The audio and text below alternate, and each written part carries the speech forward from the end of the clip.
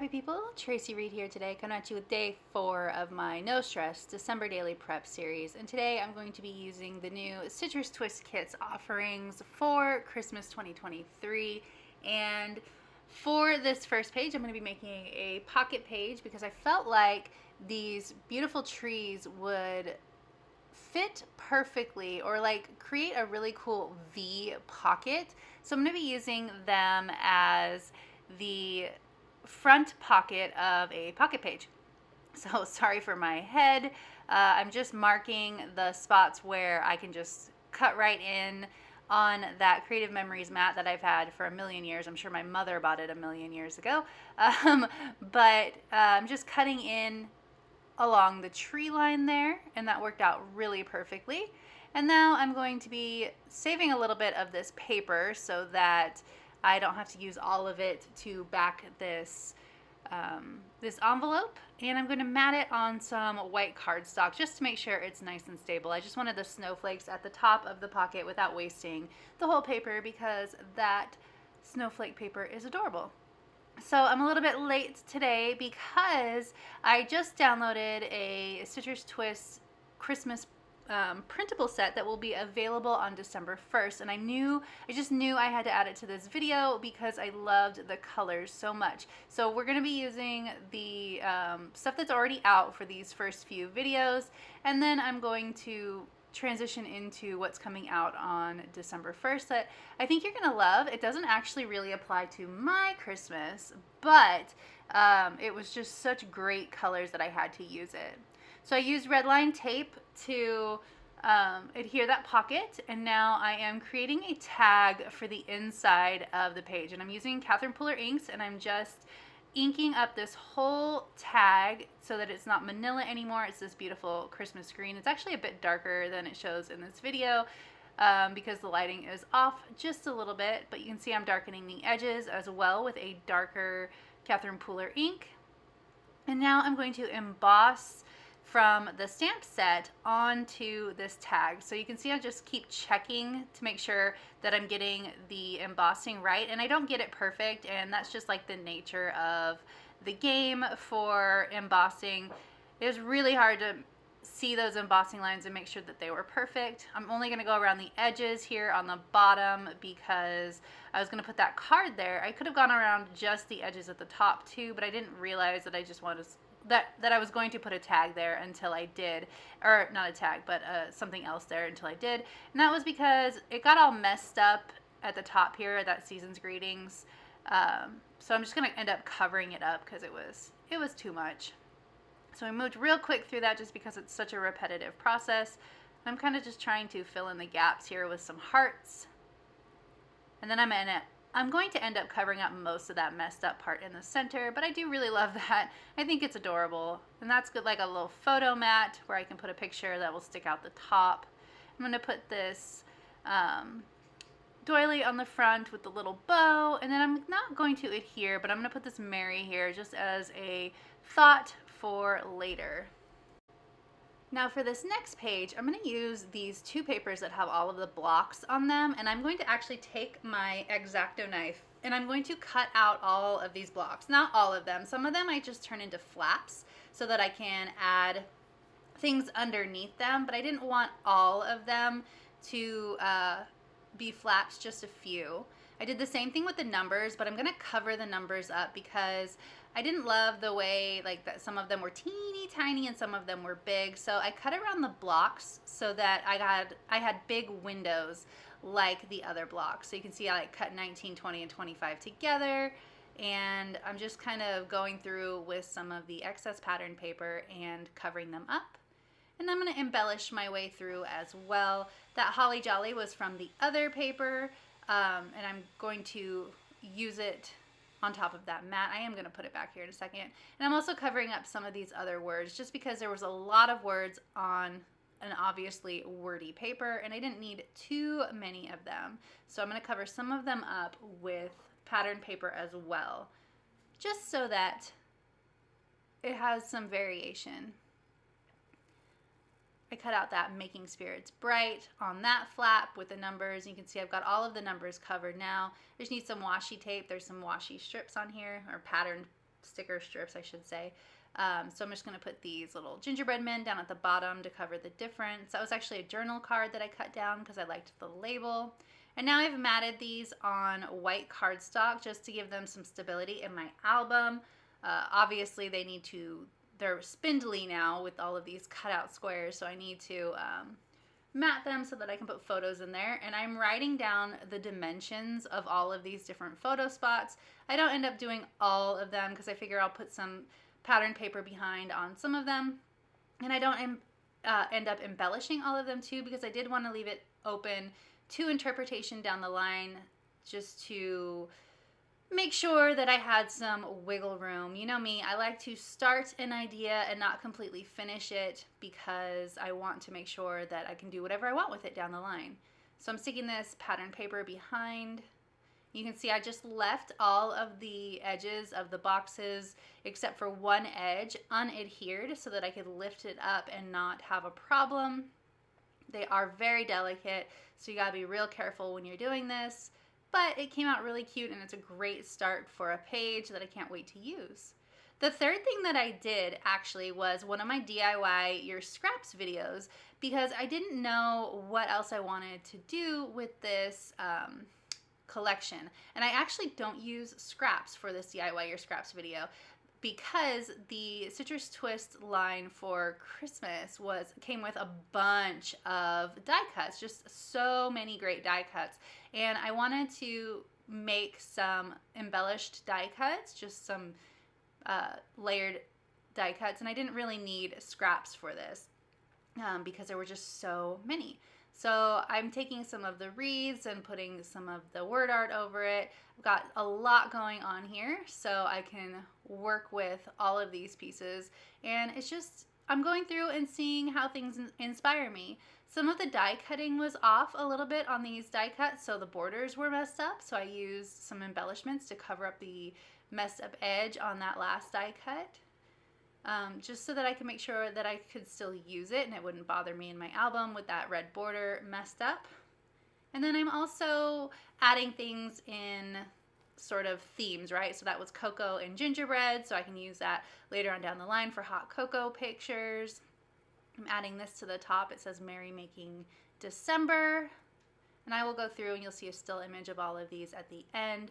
But there's not really like a rhyme or reason to it other than just clustering and layering. I like working through with product and just coming up with layered things in advance, because when it gets down to Christmas time and everything is crazy and I don't want to sort of phone in my album down the line. So if I create all this stuff in advance and it looks done before I even put it in my album, then it just makes my album feel complete with a lot less effort in December that has to go into it on a daily basis. Because I know that December daily is super stressful for people, or it can be if you let it be. And it gets stressful for me because I record everything and it goes up on the YouTubes and all of that, so it can get stressful for me. So I like to mitigate it as much as possible and pre-plan the way that I like to pre-plan, because I don't like to have like this whole page is done and now I just need to stick a picture of us decorating the tree in it, because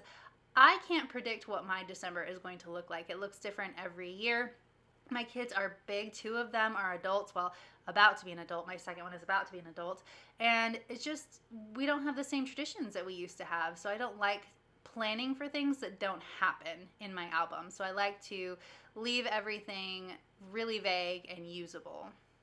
So I'm going to add just a few more of these. You can see I made a whole lot of them, and then we will flip through, or I will show you the still image of all of them and give you a nice chance to look at it. I love this colorful wreath.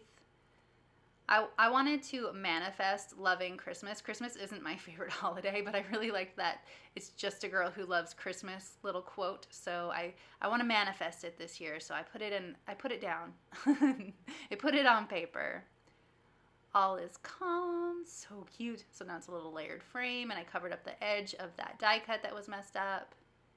Adding a little rose to the bottom of this one, and of course some string in the hole.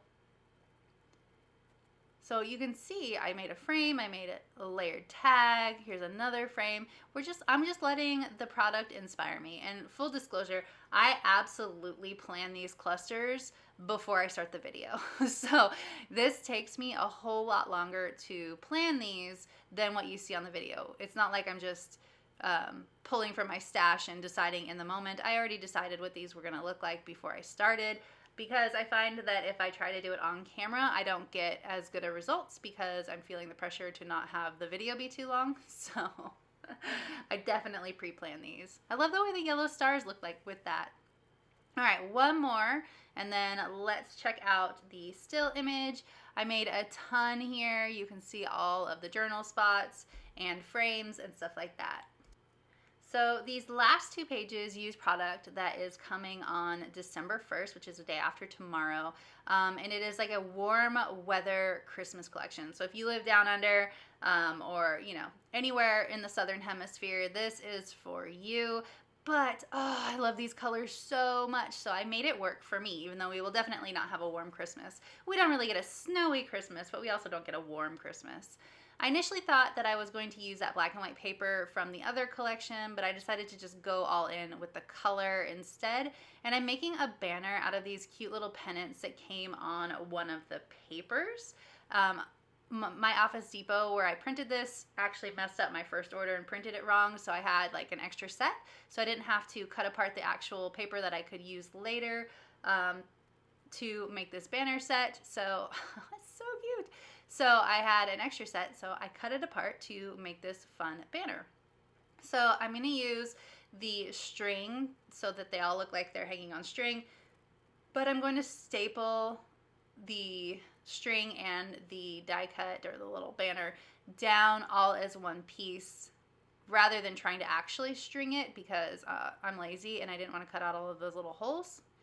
And I'm going to divide it up into 3 groups of 2 so that I can put the stars in between the banners. And in the middle it says Merry Christmas. And I don't want it to be perfect. Like, I don't want it to have a perfect arc. I want it to look a little bit wonky and a little bit playful like this collection is, or like the colors lend themselves to be.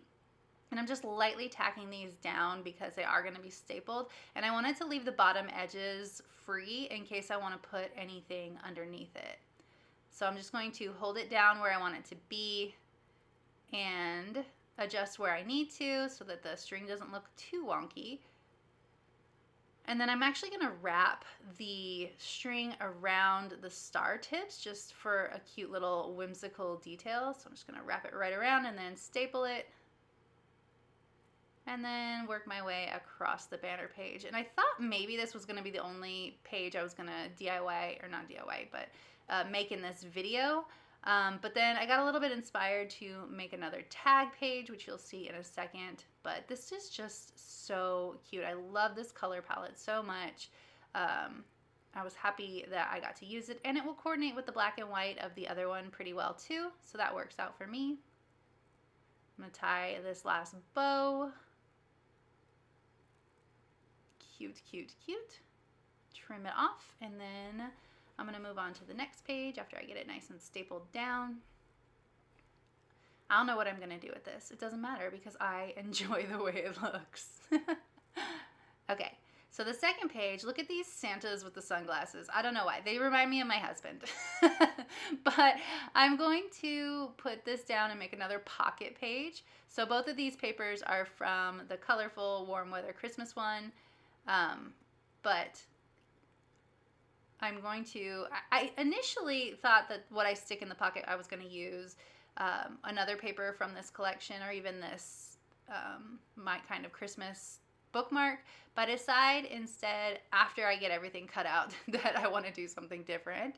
So first I want to embellish the front of this pocket. We're going to do the doily thing again because I really like the way that it gives it a nice central circle. And then I really love this velvety rickrack, and it's adhesive, which is super helpful. So I'm going to stick this snowflake doily feeling thing down too. And then I'm going to use this blue, oh, look how cute that is. I love the contrast that the blue gives. I'm going to use this blue rickrack on either side. I'm not going to go under where I want the button to be so it doesn't get too bulky and so that the button will stick better. And then I'm going to add some string to the middle of that button just so it looks a little more finished. And then glue it down. And the last thing I need to do is add something into that pocket.